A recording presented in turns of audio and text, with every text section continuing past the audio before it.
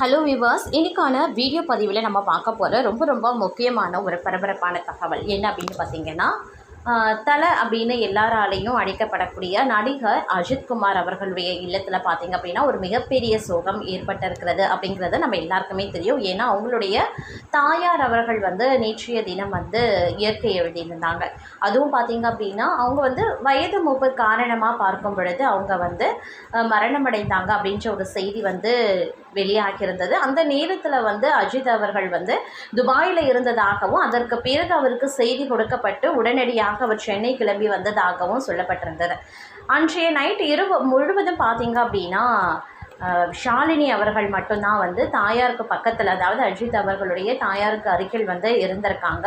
அஜித் அவர்கள் வர வரைக்கும் பார்க்கும் பொழுது ஷாலினியுடைய தலைமையில் தான் அனைத்து பொறுப்புகளும் நடவடிக்கைகளும் மேற்கொள்ளப்பட்டிருந்தது அப்படின்னு சொல்லப்பட்டிருக்குங்க. தற்போது பார்த்திங்க அப்படின்னா இந்த துக்க சம்பவத்தில் பார்க்கும் பொழுது திடீரென ஷாலினி அவர்கள் மயங்கி கீழே விழுந்திருக்கிறதாக ஒரு தகவல் கசிந்திருக்கிறதுங்க.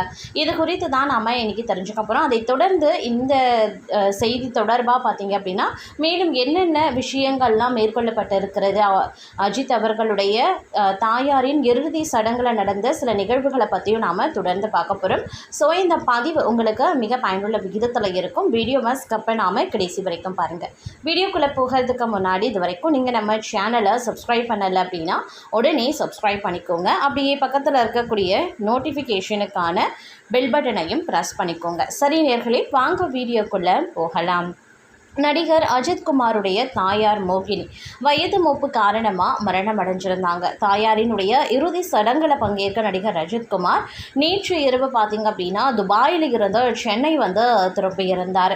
இந்த நிலையில் அவர் வர வரைக்கும் பார்த்திங்க அப்படின்னா நடிகை ஷாலினியுடைய தலைமையில் அனைத்து பொறுப்புகளும் வழங்கப்பட்டிருந்ததுங்க.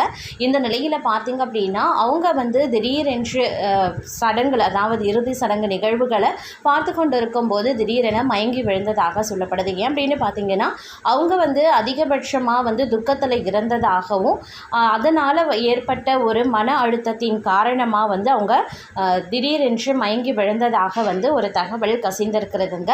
அது மட்டும் இல்லாமல் இதை அடுத்து பார்த்தீங்க அப்படின்னா அஜித்குமார் அவர்கள் வீட்டிற்கு வந்ததுக்கு பிறகு பார்த்தீங்க அப்படின்னா இறுதி சடங்குக்கான அனைத்து வித நடவடிக்கைகளும் மேற்கொள்ளப்பட்டு அனைவருக்கும் தகவல் கொடுக்கப்பட்டிருந்தது. இந்த சம்பவத்தில், இந்த துயர நேரத்தில் பார்க்கும் பொழுது அவருடைய ரசிகர்கள், நடிகர் அஜித்துடைய ரசிகர்கள் ஆகட்டும், திரை உலகினர் பிரபலங்கள் ஆகட்டும் தங்களுடைய இரங்கல் செய்திகளை பகிர்ந்து கொண்டு வந்துட்டுருக்காங்க. அவரு என்ன சொல்லியிருந்தாரு, ஒரு அறிக்கையும் ஒரு வேண்டுகோளாக விடுக்கப்பட்டிருந்தார். இது எங்களுடைய தனிப்பட்ட ஒரு வாழ்க்கை முறையில் நடைபெறுகிறது. அதனால் மக்கள் இதற்கு ஒத்துழைப்பு தரணும் அப்படின்ற மாதிரி ஒரு வேண்டுகோளும் நடிகர் அஜித் அவர்கள் விடுத்திருந்தாங்க. இந்த வேண்டுகோள் பார்த்திங்க அப்படின்னா சமூக வலைதளங்களில் படி வேகமாக வைரலாகி வந்துட்டு இருந்ததுங்க. அது மட்டும் இல்லாமல் அஜித்குமார் சென்னை வந்த நிலையில் முதல்வர் விஜய் பார்த்திங்கன்னா ஈஞ்சம்பாக்கத்தில் இருக்க அவருடைய வீட்டுக்கு சென்று அஜித்குமாருடைய தாயார் மோகினியினுடைய உடலுக்கு நேரில் அஞ்சலி செலுத்தியதோடு அஜித்குமார் மற்றும் அவரது குடும்பத்தினருக்கு ஆறுதலையும் சொல்லியிருக்காரு. நடிகர் அஜித்குமாரின் தாயார் மோகினி, இவங்களுக்கு வயது பார்த்தீங்க அப்படின்னா 85 வயதுங்க. 85 வயது அப்படிங்கிற ஒரு மூப்பு காரணமாக ஏற்படக்கூடிய உடல் உபாதையால் அவங்க பாதிக்கப்பட்டு இறந்திருக்காங்க.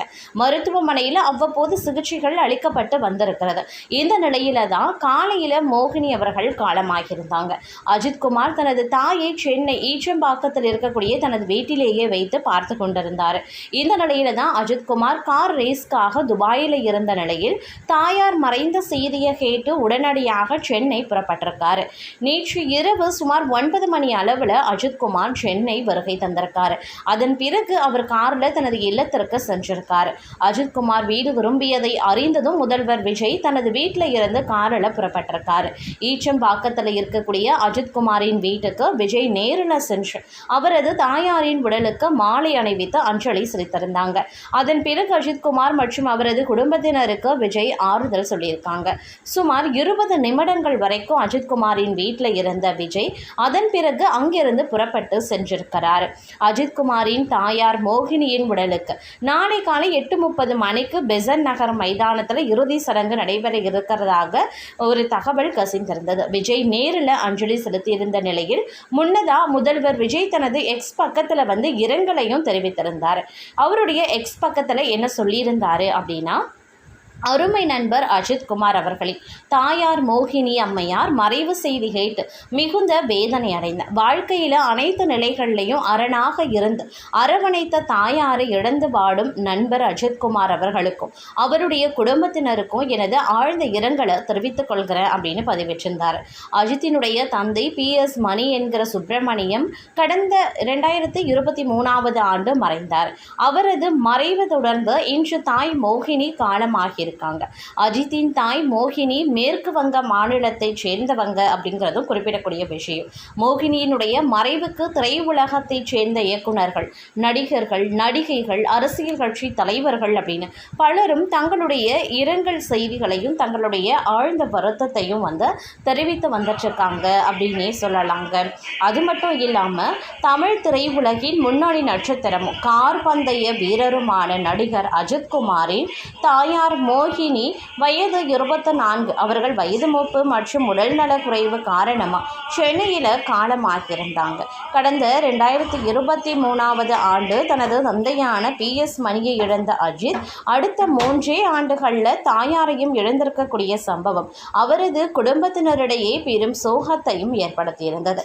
சென்னை பாலவாக்கத்தில் இருக்கக்கூடிய அஜித்தின் இல்லத்தில் அன்னையின் இறுதி சடங்குகள் நடைபெற இருக்கின்றன.